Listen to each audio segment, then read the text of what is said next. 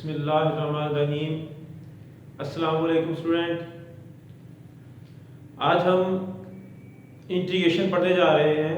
Integration की chapter 2 second year integration की exercise है 3.2। तो उसके लिए हमारे पास बेसिक फार्मूला है। नंबर 1 फर्स्ट फार्मूला जो हमारे पास है पावर रूल, वो क्या है पहले फार्मूला देखते हैं, उसके बाद हम एक्सरसाइज स्टार्ट करते हैं।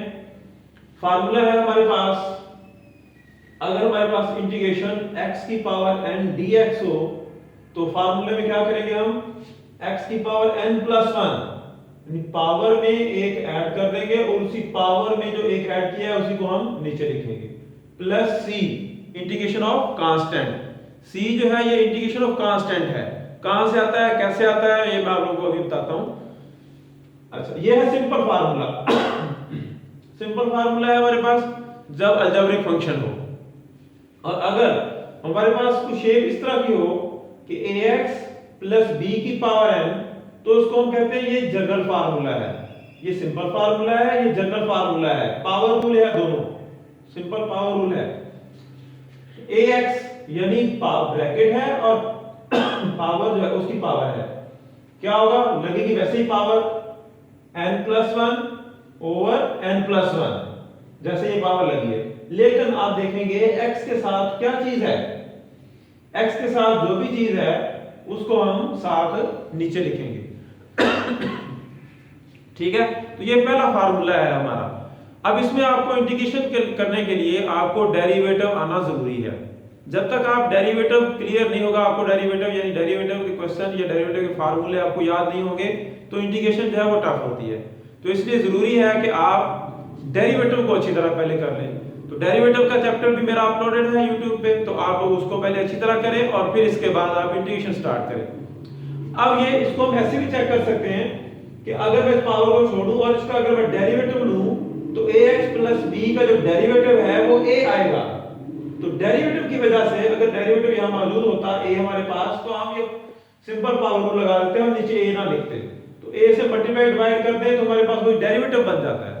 तो इसलिए डेरिवेटिव आना जो है ना वो जरूरी है। ये फर्स्ट फार्मूला है, दोबारा देखें क्या करना है।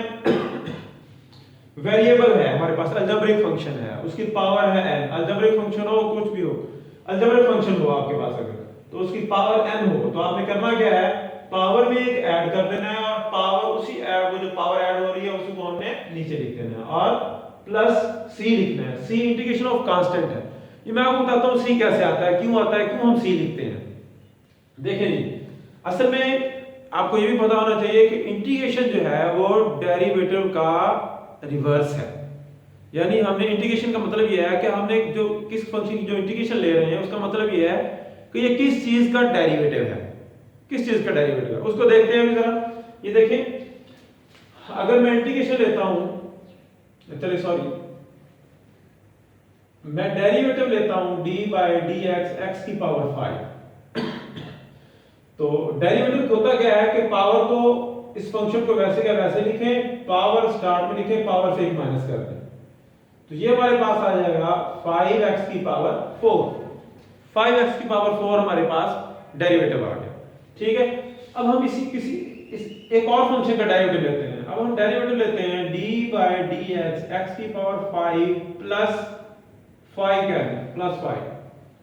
ठीक है, अब इसका जब डेरिवेटिव लेंगे तो हमारे पास आएगा इसके मुताबिक पावर स्टार्ट में और पावर में से एक माइनस और कांस्टेंट का डेरिवेटिव जो है वो 0 हो जाता है। तो अब 5x की पावर 4। अब आप देखिए फंक्शन दो थे, सेम नहीं थे। इस फंक्शन में हमारे पास था x की पावर 5 और इसका जब हमने डेरिवेटिव लिया तो 5x की पावर 4 आ गया। ठीक है, अब हमारे पास है फंक्शन x की पावर 5 प्लस 5। अब फंक्शन ये और ये फंक्शन चेंज है, इसमें 5 ऐड भी हो रहा है। तो जब मैं इसका डेरिवेटिव लूंगा तो हमारे पास डेरिवेटिव है 5x की पावर 4, 5 का 0 हो गया, कांस्टेंट का डेरिवेटिव 0 हो गया। अब देखिए इसका डेरिवेटिव भी वही है, इसका डेरिवेटिव भी वही है। हमने करना क्या होता है, हमने इसका लेना है रिवर्स प्रोसेस। अब हम इसकी इंटीग्रेशन लेते हैं, जो आंसर आया हुआ है इसकी हम लेते हैं इंटीग्रेशन, तो हम चेक करते हैं कि क्या आंसर आता है। तो अब देखिए हम इसकी इंटीग्रेशन ले रहे हैं, तो हमारे पास आ जाएगा 5x की power 4 dx is equal to अब इसके मुताबिक, इस फार्मूले के मुताबिक हमने क्या करना है, पावर में एक ऐड करना है, पावर को नीचे लिखना है। तो देखें इसी फंक्शन को आप क्या करें, आप इसी फंक्शन को एज इट लिख लें, पावर में एक ऐड कर दें और इसी पावर को नीचे लिख लें। अभी मैं सी नहीं लिख रहा, इंटीग्रेशन कांस्टेंट नहीं लिख रहा, आपको भी समझ आ जाएगी। आंसर क्या आ गया,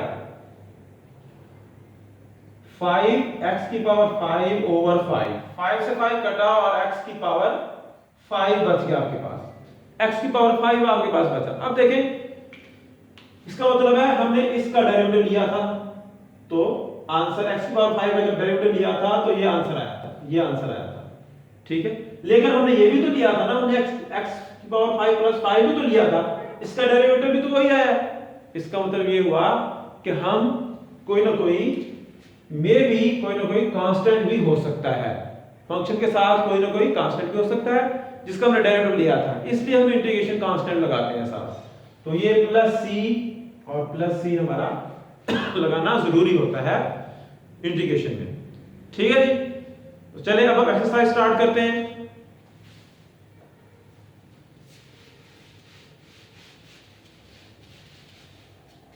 फर्स्ट क्वेश्चन है हमारा, सिंपल सा क्वेश्चन है, फर्स्ट क्वेश्चन एक्सरसाइज का, क्वेश्चन नंबर 1 का फर्स्ट पार्ट जो है हमारे पास वो ये है, इंटीग्रेशन 3x² - 2x + 1 और dx। आपने करना क्या है, तीन फंक्शन है, हर एक की अलग-अलग इंटीग्रेशन आपने अप्लाई कर देनी है, is equal to integration 3x² dx minus integration 2x dx plus integration 1 और dx, ठीक है। तो अलग अलग हमने ऑपरेटर अप्लाई कर दिया, इंटीग्रेशन अप्लाई कर दिया। अब इसको फार्मूला लगा देते हैं। फार्मूला क्या है, इस फंक्शन को ऐसे ही लिखें, पावर में एक ऐड कर दें और उसी पावर को आप नीचे लिखें, -2x 1 + 1 ओवर 1 + 1 और 1 की इंटीग्रेशन जो है वो आपके पास क्या होगी, 1 की इंटीग्रेशन आपके पास होगी x और प्लस इंटीग्रेशन कांस्टेंट। अच्छा ये भी बताता हूं कि 1 की इंटीग्रेशन x क्यों है, तो ये हमारे पास हो जाएगा 3x की पावर 3 ओवर 3 -2x की power 2 over 2 plus x plus c। 3 से 3, 2 से 2 कैंसिल, हमारे पास x की power 3 minus x² plus x और प्लस c, ये आ गया हमारे पास आंसर, यानी हमने इंटीग्रेशन ले ली। अब आप लोगों ने याद रखना है कि कांस्टेंट के साथ, जब भी कांस्टेंट की इंटीग्रेशन लेंगे तो उसके साथ वेरिएबल आ जाएगा, सिंपल सी बात। आप देखें जब आप डेरिवेटिव लेते थे d/dx और x तो आपके पास 1 आ जाता था, dx और dx 1, तो इसका मतलब यह है कि इंटीग्रेशन हमारा रिवर्स प्रोसेस है। तो रिवर्स प्रोसेस का मतलब अगर हम x का डेरिवेटिव ले रहे हैं 1 आ रहा है, तो 1 की इंटीग्रेशन लें तो क्या आना चाहिए, x आना चाहिए। तो इसलिए 1 की इंटीग्रेशन हमारे पास x आ गई।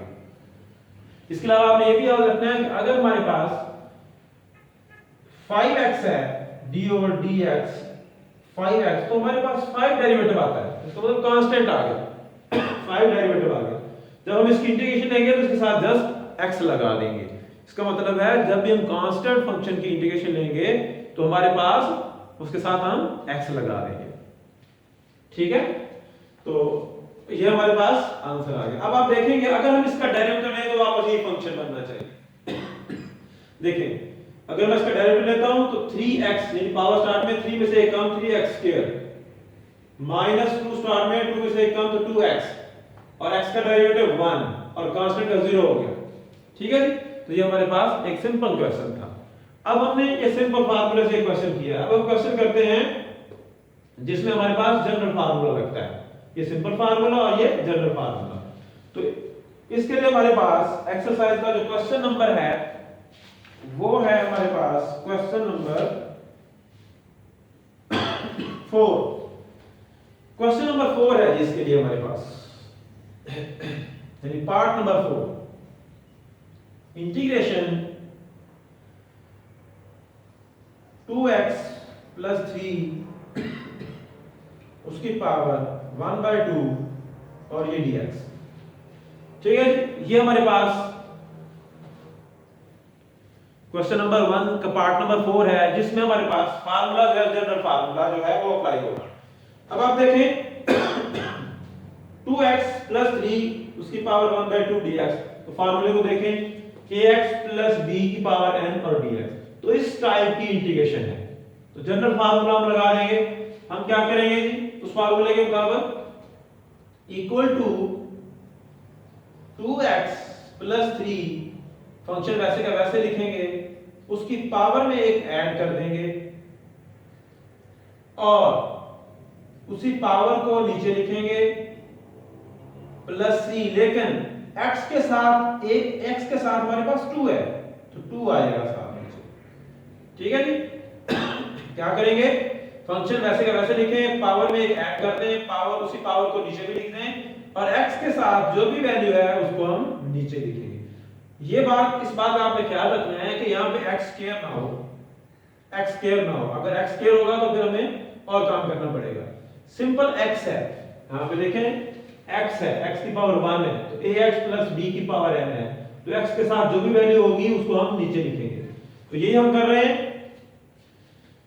2x प्लस 3 उसकी पावर 1/2 प्लस 1 ओवर 1/2 प्लस 1 और x के साथ जो भी वैल्यू है उसे हमने डिवाइड कर दिया है और इंटीग्रेशन कांस्टेंट हमने लगा दिया। इसको सिंपलीफाई कर लेते हैं, तो हमारे पास आ जाएगा ये 2x प्लस 3 की पावर 1/2 प्लस 1 3/2 ओवर 2 वैसे ही और मल्टीप्लाई, ये भी 1/2 प्लस 1 3/2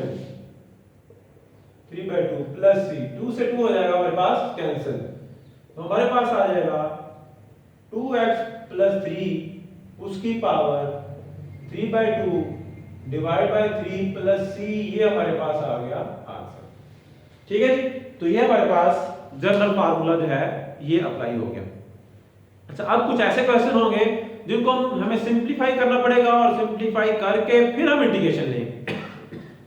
जैसे हमारे पास क्वेश्चन है जी, पार्ट नंबर आप ले लें जी, आप पार्ट नंबर 6 ले लें, इंपॉर्टेंट है। पार्ट नंबर 6 जो है 4 और 6 दोनों पार्ट जो हैं ये शॉर्ट क्वेश्चन के हवाले से इंपॉर्टेंट है। Integration square root x minus 1 over square root x और उसकी पावर है 2 और ये dx। ठीक है, ये क्वेश्चन है अब हमारे पास। अब हम देखें square root x plus 1 over square root x और उसका होल पावर है और dx है। पहले हम इसको सिंपलीफाई कर लेते हैं। सिंपलीफाई क्या है, ऊपर पावर है 2, तो पावर को हम ओपन कर देते हैं, तो फिर हमारे पास सिंपलीफाई हो जाएगा question. Integration into a minus b का स्क्वायर लगा देंगे, स्क्वायर रूट x का square plus 1 over square root x का square minus 2 square root x और 1 ओवर स्क्वायर रूट x और ये dx। क्या किया है, फार्मूला ओपन कर दिया है, a square plus b square minus 2a और b, स्क्वायर रूट x से स्क्वायर रूट x हो जाएगा कैंसिल और स्क्वायर से स्क्वायर रूट कैंसिल हो जाएगा और हमारे पास जो वैल्यू बचेगी वो हो जाएगी x, यहां पे सिर्फ x बचा और इंटीग्रेशन अलग अलग करते जाते हैं, x और dx प्लस इधर हमारे पास बचा है 1 ओवर x, तो 1 ओवर x और ये dx, इधर हमारे पास बचा है माइनस इंटीग्रेशन 2 और ये dx। ठीक है जी, तो ये हमारे पास फंक्शन जो है हमने उसको सिंपलीफाई कर लिया। जब हम फंक्शन को सिंपलीफाई कर चुके हैं तो अब हम इंटीग्रेशन अप्लाई कर देंगे, तो हमारे पास आ जाएगा, ये देखिए जी यहाँ पे सिंपल क्वेश्चन है, तो x है, x की power 1 plus 1 over 1 plus 1 plus, अब यहाँ पे क्या करेंगे 1 ओवर x। अच्छा, 1 ओवर x जब हमारे पास इंटीग्रेशन आ जाएगी तो आपको देखना पड़ेगा कि हमारे पास अब इस यहाँ पे एक और फार्मूला आप देख लेंगे कि इंटीग्रेशन 1 ओवर x dx जो होती है हमारे पास वो log of x plus c के इक्वल होती है। ठीक है जी। क्यों 1 over x dx integration log of x क्यों लिखी? क्योंकि हमने पढ़ लिया है कि इंटीग्रेशन जो है वो डेरिवेटिव का रिवर्स प्रोसेस है। तो हमने ये फार्मूला पढ़ा था d by dx log of x is equal to 1 over x, यानी log के साथ जो भी वैल्यू होती है वो नीचे आ जाती है। तो log of x का डेरिवेटिव 1 over x होता है और 1 over x की जब इंटीग्रेशन लेंगे तो वो हमारे पास log of x हो जाएगी। ठीक है जी। तो इस वजह से हमारे पास हमने इसको 1 over x को क्या लिखना है, अब 1 over x को हमने लिखना है log of x, यानी फार्मूला है कि 1 over x की जब इंटीग्रेशन लेंगे तो log of x, यानी इसका मतलब यह है कि डेरिवेटिव के फार्मूले आपके ध्यान में होंगे तो आप इंटीग्रेशन को आसानी से कर सकते हैं। तो हमारे पास 1 over x था तो हमने यहाँ पे कोई पावर रूल कोई नहीं लगाया, हमने फार्मूला लगा दिया। हमने देखा कि 1 over x जो है वो किस चीज का डेरिवेटिव है, किस चीज का फार्मूला, ये फार्मूला बना है हमारे पास।